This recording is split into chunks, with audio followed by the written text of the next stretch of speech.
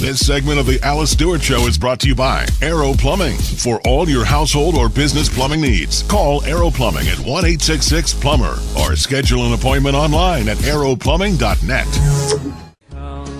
And we are back on the Alice Stewart Show, 7:34 on this Monday before Christmas. Joined in studio this hour with Brad Howard, Democratic Strategist and former comms director for Mike Ross for governor, also Blue Dog Democrats on Capitol Hill. And the rest of the show, we're going to look at 2014, the big top political stories of the year. And Brad, I know it pains you. To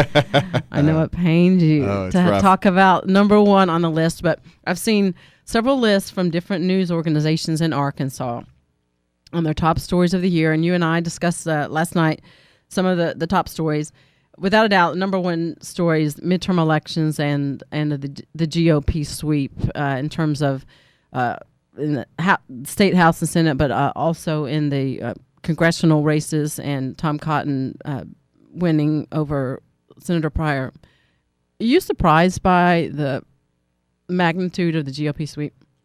Absolutely, and I even think Republicans were surprised. I mean, I think we felt less secure about some of the top races towards the end of the campaign, but I don't think anybody saw the severity of the sweep. I mean, if you told Republicans they were going to win 64 plus seats in the state house, I mean, they thought you were crazy. And so, they won. I mean, it's a truly historic election. I mean, Democrats have controlled state politics and government since after Reconstruction and back in the 1870s, and so. I mean, Republicans now control every single statewide office, every single congressional seat, and so. Can you say that again really slow? Say it really slow. No, I'll just mumble it next time. It's the last time I'll admit it publicly. But I think this also presents a challenge for Republicans now because they have to govern. They have no one they can blame anything on now. I mean, they really control the House, the Senate, and the governorship, and on down through all the elected offices. So. They've got a high bar they've got to meet. They've got some serious challenges in state government right now. We've got a budget mess that's coming around the corner. We've got, Common Core implementation. We've got tax cuts. You've got pre-K.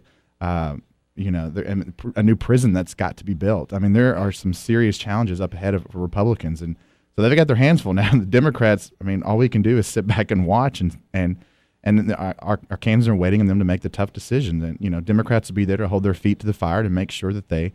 Are doing the business that needs to be done, and will provide the loyal opposition that I think makes for healthy democracies. Right, and I think one of the big differences we'll see this session as opposed to last is that with Republicans controlling the House and Senate here, they'll pass legislation, and Governor-elect Hutchinson will not be vetoing legislation. So once it's passed here, it more than likely will become law and it won't be fought. Well, and as the way our state government is set up, even if you did veto it, there's no additional threshold. It's a simple majority to overturn a veto. So I mean, you're going to see. I think you'll see a lot of cooperation initially between the governor-elect and the state legislature. But sometimes there's disagreements among the executive and the legislative branches. And I think one interesting thing to watch, and this is when I was kind of tied into, was the amendment that passed that said, for any rule or regulation handed down for state government to take effect has to first now get approval through a legislative committee. That's historic. I mean, that is a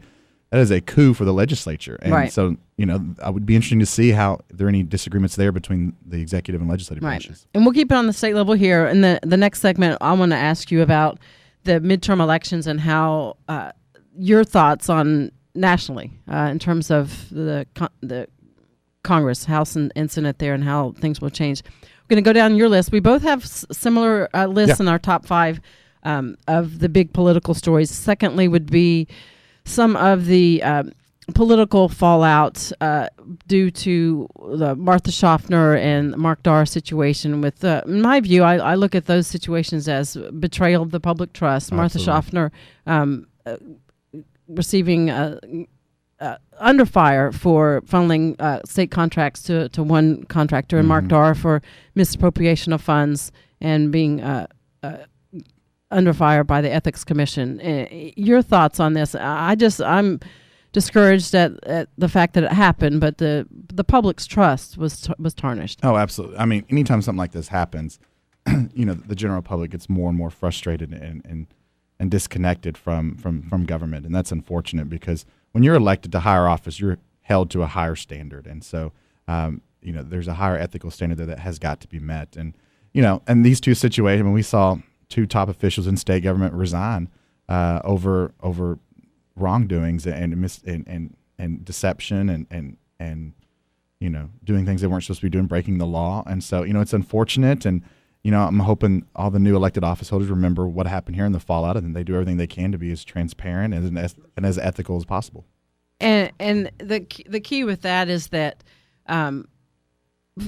fortunately, Governor Beebe came in and put someone in Martha Schaffner's place quickly and was able to get that. Been great since. Yeah, been fantastic. And now we have a new treasurer who's committed to making sure and keep things on the up and up for the state of Arkansas, and which is a good thing. But the worst part is one right after the other, having Schaffner and Mark Darr. It's unfortunate, but it just goes to show this is not a partisan issue. There is bipartisan, corruption in politics. Money and greed knows no political boundaries. Yeah, absolutely. All right, another story we both have in our top 5 list certainly deals with private option and getting that, whether or not that stays, but certainly needing the appropriations it needs. This was a top political story in 2013, in 2014, and it will be in 2015. The private option was a compromise worked out between the Republican legislature and Governor Mike Beebe. It has since become a national model for how to take a conservative approach to a Democratic law. More than 218,000 working Arkansans are now part of the private option. It's been a success by nearly every measure.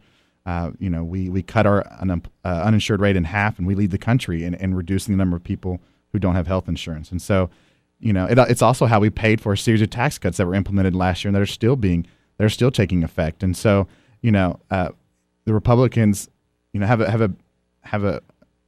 their work cut out for them here, because if they don't renew the private option, they're essentially pulling the rug out from a number of working Arkansans who have health insurance, many for the first time, and then they'll create a massive budget deficit because the private option is how we paid for the tax cuts. So, I hope the Republican legislature does the right thing and works with the governor to reauthorize the private option. We still don't know if Governor-elect Hutchinson, where he stands on the private option. I mean, we attacked him for it throughout the entire campaign since he's been elected. He still hasn't made any indication where he is on the issue. So, we'll kind of wait and see how that works out. A positive thing on that, I think, is what we've seen with Governor-elect Hutchinson.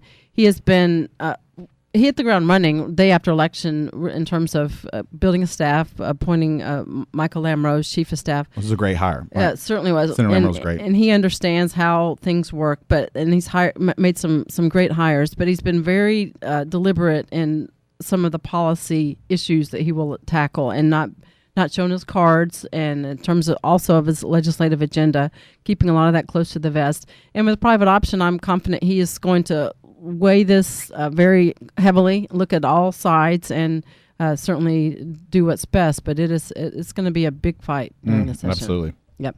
And one of the other issues that we both have on our list, this is certainly one of the huge stories of the year, and this is the striking down of the same-sex marriage ban.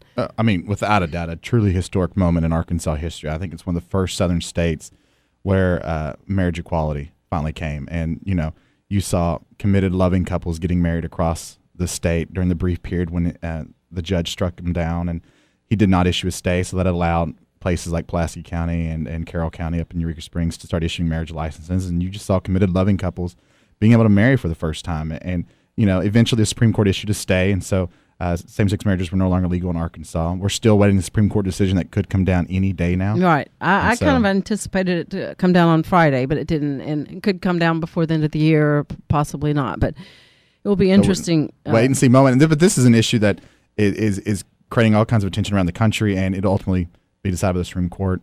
So we'll see. Yeah, and there's been a lot of criticism on the right, those that say that when we have Arkansas is a conservative state. They've elected conservative legislators in the House and Senate, and they pass.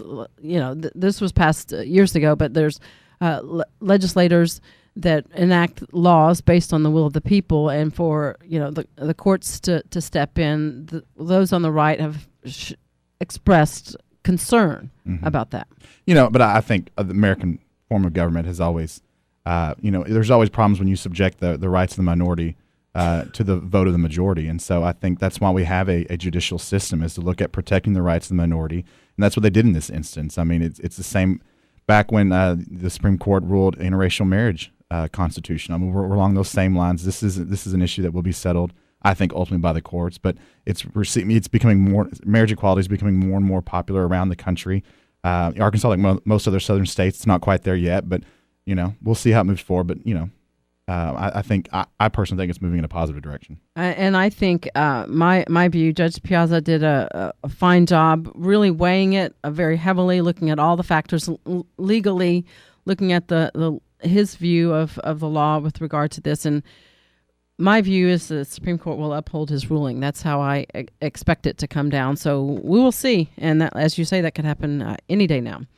This segment of the Alice Stewart Show brought to you by Aero Plumbing. For all of your household or business plumbing needs, call Aero Plumbing at 1-866-PLUMBER, or you can schedule an appointment online at aeroplumbing.net.